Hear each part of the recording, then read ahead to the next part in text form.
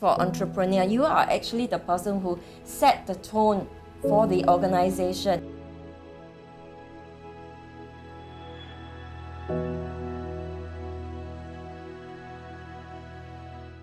Please welcome to the stage Karen Tok and Delphine.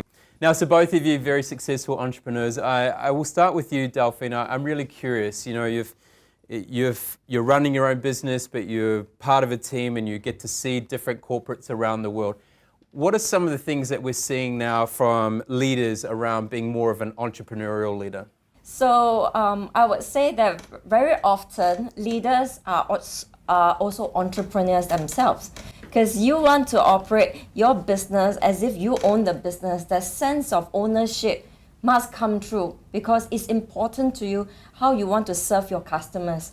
And in so doing, you also want to treat your employees as your internal customers, as you are the creator of the culture of the organization. Likewise, for entrepreneur, you are actually the person who set the tone for the organization. And you mentioned earlier on about setting the tone, setting the energy. And I like to give this analogy, which is, are you a thermostat or thermometer?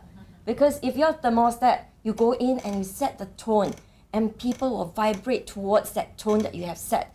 Whereas if you're a thermometer, you just go in and measure whatever energy there is in the room, there is in the culture. So you are that important person that is the key driver to the culture of the organization or even the business that you want to build up. Beautiful. And for you, Karen, you know, when you're building a business, you know, what were some of the, you know, for you, what was your biggest lesson in being an entrepreneur when you're leading other people? I had a startup stage, and then I had the scaled up stage. So that was first 5 years was startup. And when company got to stability, then we had the scaled up. So we brought it to about 40 team eventually when we sold. So I would say that each stage had different challenges. So I think if I have to pick one now immediately, I would say the biggest the biggest learning for me will be learning how to lead my team. So it was quite a big struggle when I was trying to grow from 5 to 40. And we had like huge turnover. So I was like struggling with, how do I retain staff? How do I manage the Gen Y? What does the Gen Y need? Like X doesn't know anything about the Y.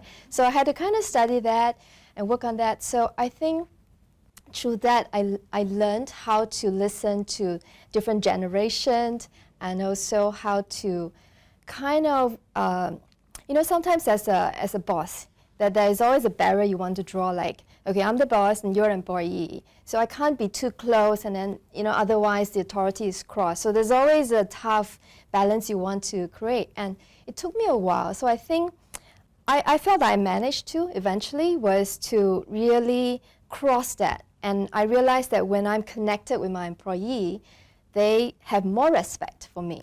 So even if I ask for feedback, like, where do you think I should improve? Or if I asked for, or if I manage somebody who is so much better than me in a lot of area, then they would still respect me. So I think that my biggest lesson is really learning how to connect with my employee, I would have to say. And as an entrepreneur or as a leader, quite often you've got a big passion, you've got a drive, and you've got a vision, and you're moving there, and you're going fast. What did you kind of learn to do with your staff to make sure that they felt like they were part of going towards that vision, that they weren't just chasing you or running away from you, that they were actually there with you, leading the charge? Good question. I think the biggest fear I find the employee has is they can't keep up with you. They can't meet the expectation that you want. So of course we were really small, and then we eventually, gone to 40 headcount, and we won 20 over awards, industry award. So my business was biotech recruitment actually. So I think they're worried that they can't meet my expectations. So my job was to make sure that I understand their potential, their gap. So then I'll try my best to kind of let them see where they could go and that I know their gap, and that's really fine. And then from there, I would help them, give them steps to go. So we had like, Gen Ys are impatient to get promotion, and rightly so, right? So we created like every year, my employee could get promotion every year if they meet certain requirements.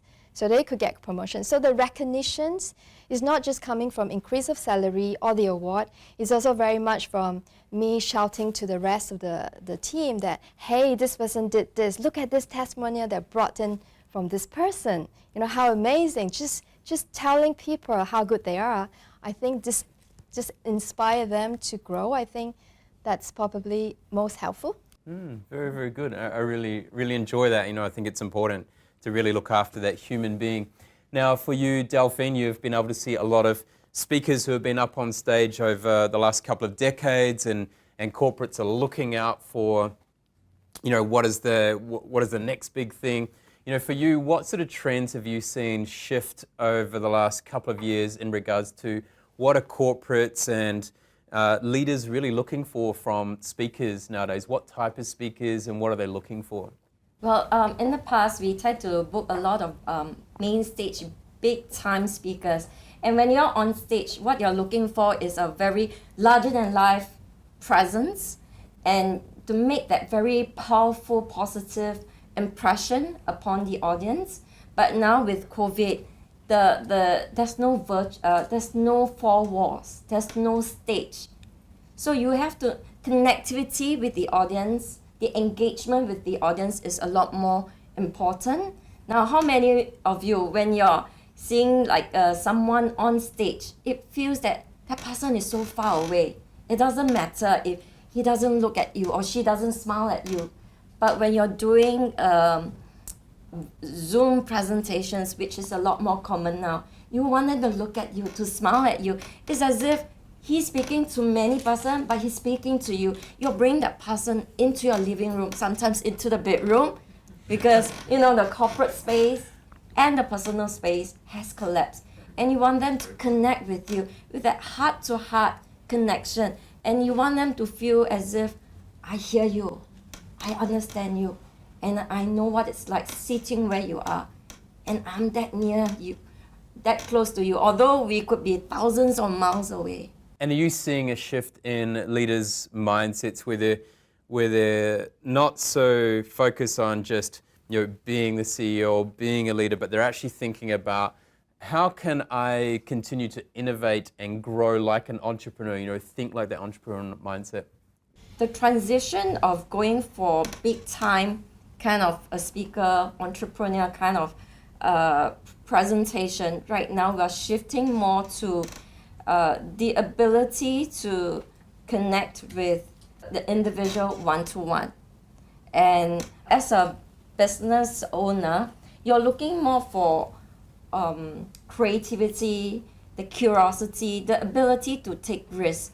But if you're the boss of a big company, you're looking more at the numbers. The numbers count, and you will want to reward them based on the KPIs.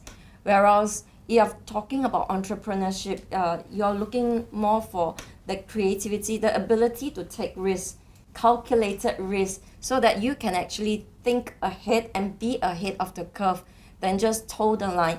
But if you want to encourage your employees to do better, to come up with innovative ideas, you got to give them more than extrinsic motivations, extrinsic rewards. You got to give them intrinsic rewards, for example, more autonomy, the purpose, and many a times they are drawn to you because you had that passion, you had that vision that helps them, that inspires them to want to be part of your team and to make a difference.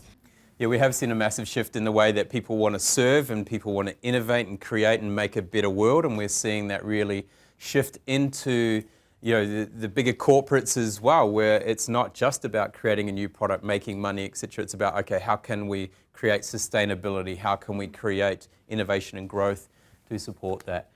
Karen and Delphine, thank you very much for your time. That is a real pleasure. And I've been working with them for nearly 2 years now. And I finally got to meet them in person this week, so it's been a real pleasure to see them as well. I am real. Beautiful. Thank you very much.